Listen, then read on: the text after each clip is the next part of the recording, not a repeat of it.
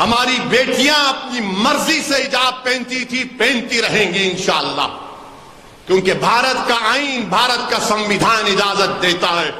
قرآن کریم میں اللہ سورہ احزاب میں، سورہ نور میں فرما دیا ہے، ہم تمہارے بولنے پہ اپنا دین کا سمجھوتا نہیں کریں گے، یاد رکھو، تم کو جو پہننا ہے پہنو، ہم کو جو پہننا ہے ہم پہنیں گے۔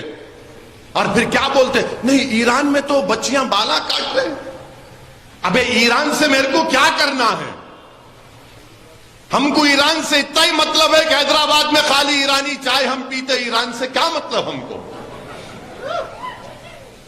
نہیں ایران میں بالا کاٹ رہے، آپ بھی کاٹ لو، میرے کو کیا کرنا ہے؟ تو ٹی وی پر ایک انگریزی ٹی وی چینل پہ ایک محترمہ اپنا بال کاٹ لیے، میڈیا والے پوچھے ان پر کیا تبصرہ کریں گے؟ میں نے کہا ایران کی بچیوں سے محبت بھارت کی بچی سے محبت نہیں ہے۔ بھارت کی بچی سے پہلی محبت ہونی چاہیے، وہ بھارت کی شہری ہے۔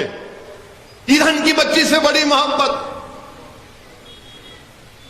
ماں سے بڑھ کے چاہیے پاپا کٹنی کا لائی۔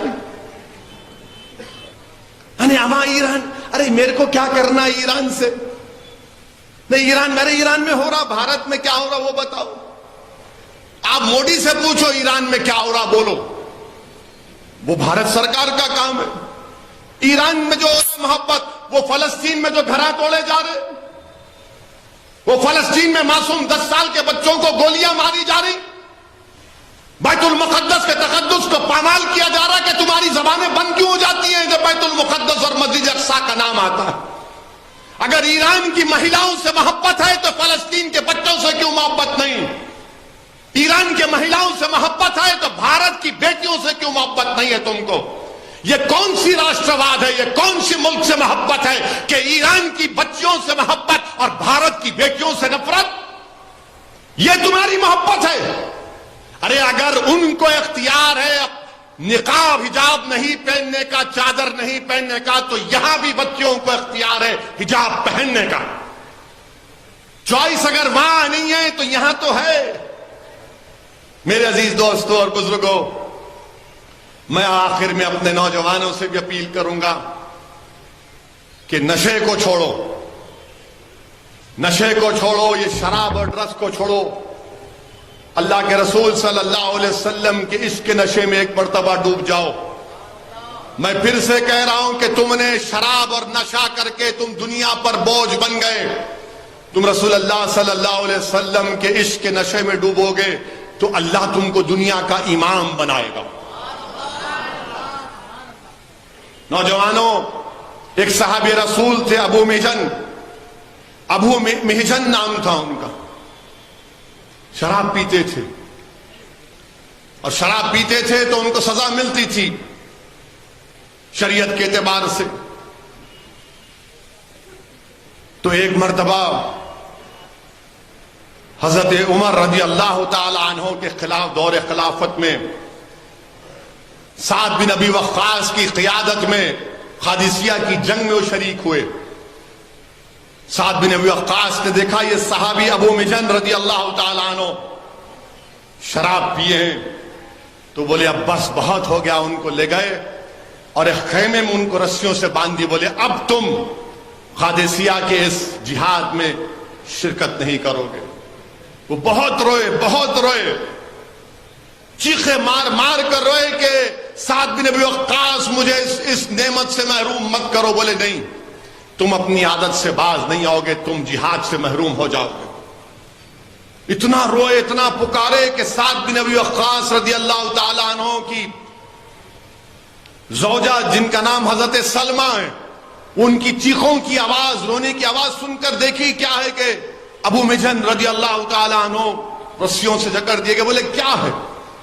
بولے کہ میں اس بری عادت میں مبتلا تھا اور سعد بن ابی وقاص نے مجھے رسیوں سے باندھ دیا اور مجھے محروم کر دیا ایرانیوں سے مقابلہ کرنے سے۔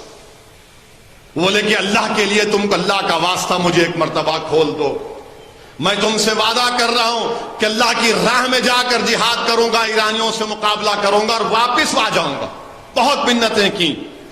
حضرت سلمہ نیک عورت تھی، وہ ان کے اس جذبے سے بڑی متاثر ہوئی، ان کو رسیوں سے کھولا۔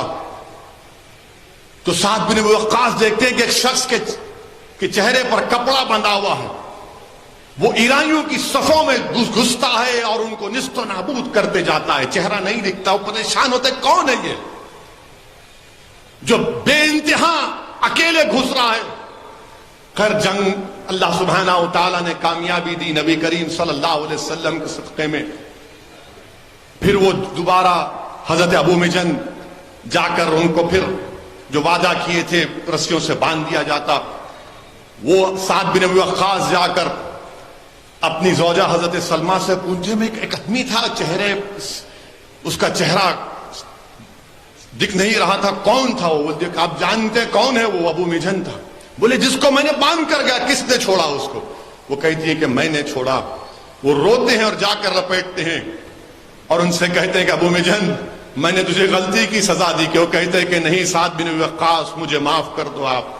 دونوں لپٹ کر خوب روتے ہیں کہ میں اپنی غلطی کو مان لیا اور آج سے کبھی نشے کو ہاتھ نہیں لگاؤں گا۔ نوجوانوں یاد رکھو، تم قوم کا، اس ملک کا مستقبل ہو۔